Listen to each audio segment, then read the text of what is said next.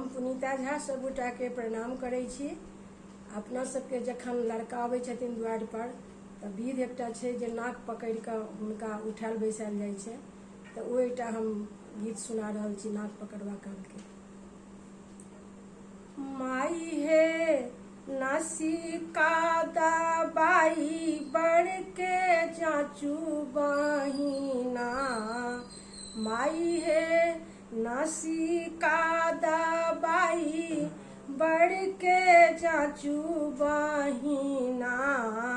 माई हे जोगी छति की भोगी से हम बुझबनि कोना,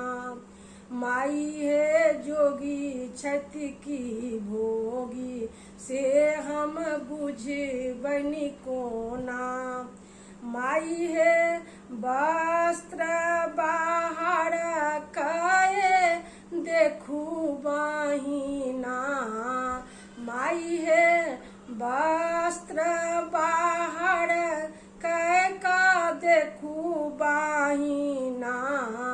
माई हे मोट छति की पातर छति हम बुझबनि कोना, माई हे नसिका दबाई बड़ के जाचू बहिना, माई हे जोगी छति की भोगी से हम बुझबनि कोना, माई हे हाथ पैर निकली कानी जाचू बहिना, माई हे हाथ पैर निकली कानी जाचू बहिना, हाथ सोझा छनि की टूटला देखू बहिना, हाथ टूटल छनि की सोझा से देखू बहिना, चलाए फिराए बड़ के देखू बहिना, आहे चलाए फिराए बड़ के देखू बहिना, माई हे चलै छति की नांगर से देखू बहिना, माई हे चलै छति की नांगर से देखू बहिना,